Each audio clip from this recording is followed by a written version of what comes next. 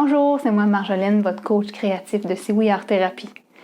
Vous êtes les bienvenus dans cette nouvelle vidéo. Ce mois-ci, on va parler de est-ce que des fois vous vous dites je sais que je dois rester dans le moment présent, mais comment? C'est pas toujours évident. Et comment on va résoudre cette question-là? Avec des techniques d'ombrage de dessin intuitif. C'est ce qu'on appelle la méditation créative, qui est une méditation active. Donc, d'un côté, on va voir techniquement 3 méthodes de dessin qui vont nous permettre de rajouter du relief, de l'ombrage dans nos formes, que ce soit pour intégrer dans les mandalas, dans un dessin intuitif. Et parallèlement, on va regarder comment on peut se concentrer sur l'ici et maintenant pendant qu'on dessine. Donc, comment éviter les pièges de l'esprit qui nous ramènent dans le passé ou dans le futur en revenant dans le présent. N'oubliez pas que juste en dessous de cette vidéo, vous avez accès à un outil gratuit qui est un mandala à colorier dans lequel vous pouvez intégrer n'importe lequel de nos techniques enseignées sur cette chaîne YouTube.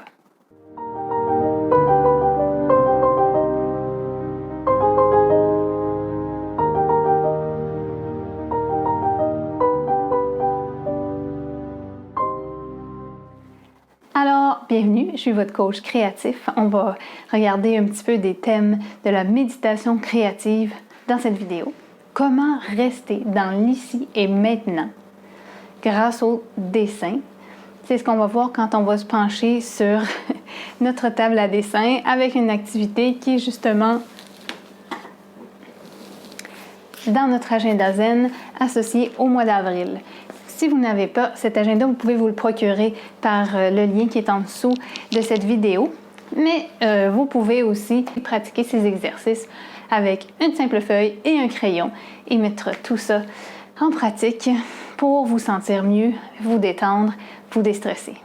Dans la méditation, on se concentre beaucoup sur notre respiration ou sur notre visualisation pour être capable de revenir dans le moment présent et pleinement profiter de ce qu'on est en train de faire. Ici, on dit que c'est une méditation active parce qu'on utilise des techniques de dessin de forme répétitive pour revenir au présent et arrêter de jongler avec des ruminations du passé ou des anticipations. Tout ça, ça nous permet de ralentir le flux des pensées et donc de nous détendre. Avant de se revoir sur la table à dessin, je vais vous conseiller donc le matériel, soit papier-crayon, soit votre mois d'avril de l'agenda zen. Et vous pouvez prendre un feutre ou un stylo pointe fine, idéalement quelque chose qui ne s'efface pas parce qu'on va travailler justement l'intuition et la confiance en soi, notre premier jet. Nous voici donc à notre page du mois d'avril de l'agenda zen avec l'intention de rester dans l'ici et maintenant. Voici les exemples de différentes formes dans lesquelles j'ai intégré différentes techniques d'ombrage qui vont me donner du relief aux formes. Ici, pour commencer, si vous n'avez pas déjà les exercices dans l'agenda, vous pouvez tracer par exemple cette forme que je vous montre ou des cercles, des pétales pointus, courbes, comme par exemple des U à l'envers, des carrés, peu importe, puisqu'après ce sont dans ces formes que nous allons, tracer l'ombrage. Ici, on a un autre exemple que vous pouvez répéter jusqu'à la fin de la ligne. Vous pouvez utiliser aussi des lignes d'aura, donc doubler la ligne de la figure, comme je vous montre en exemple ici avec cette forme, qui nous donne aussi une autre possibilité de relief justement pour aller jouer avec l'ombrage à travers ou à l'intérieur. Maintenant, la première technique, c'est celle des points.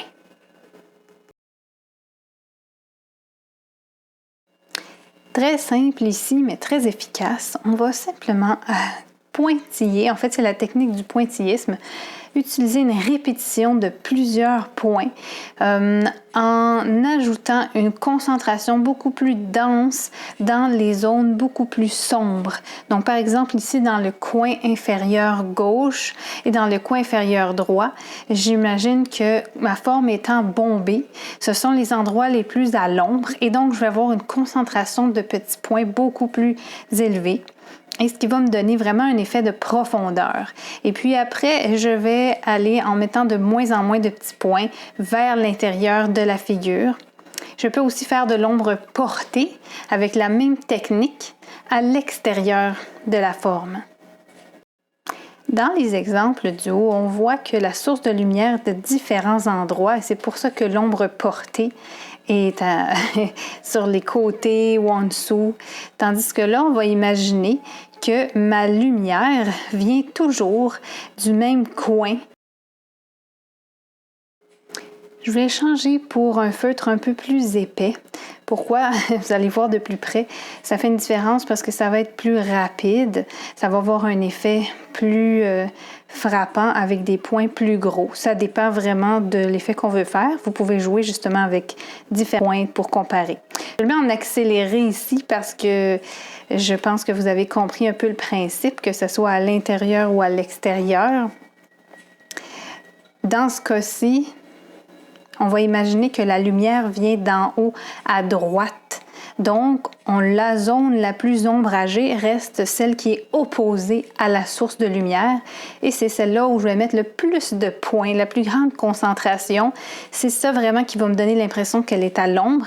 Et je fais le contour en ajoutant un petit peu et en laissant un espace vraiment blanc qui est celui qui est le plus lumineux, le plus exposé à la lumière. Et ensuite, graduellement, je mets de moins en moins de points.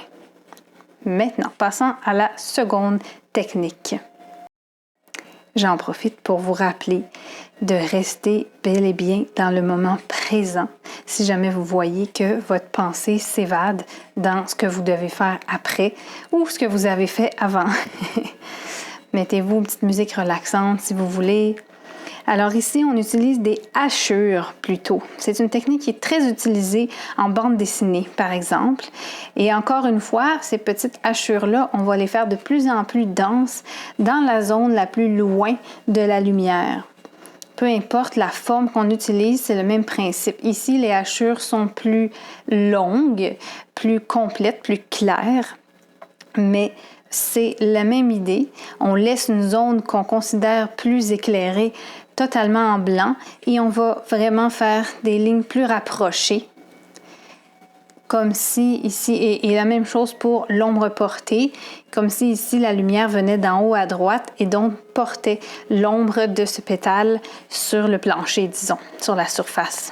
Même chose ici avec la sphère et la même technique. Et si on veut augmenter, disons, faire plus dramatique la lumière, on va encore là concentrer plus de lignes les unes par-dessus les autres.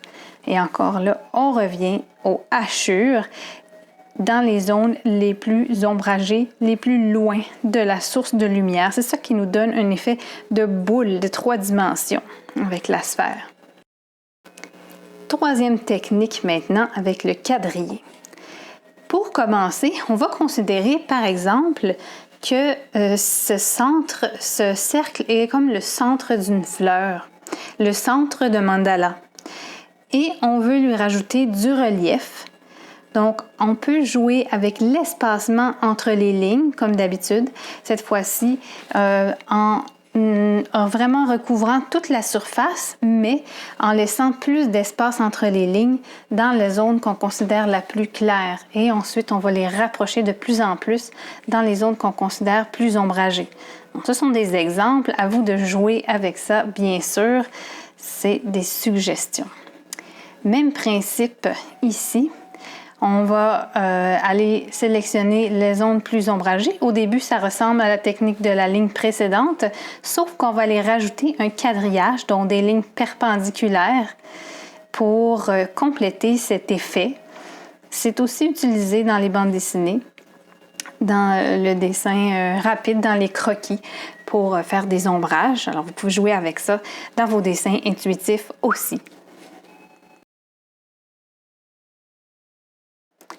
Je vous suggère de ne pas vous préoccuper du résultat, mais bien vous rappeler que vous êtes dans un stade de pratique, que vous répétez des traits tranquillement, vous testez, vous vous amusez.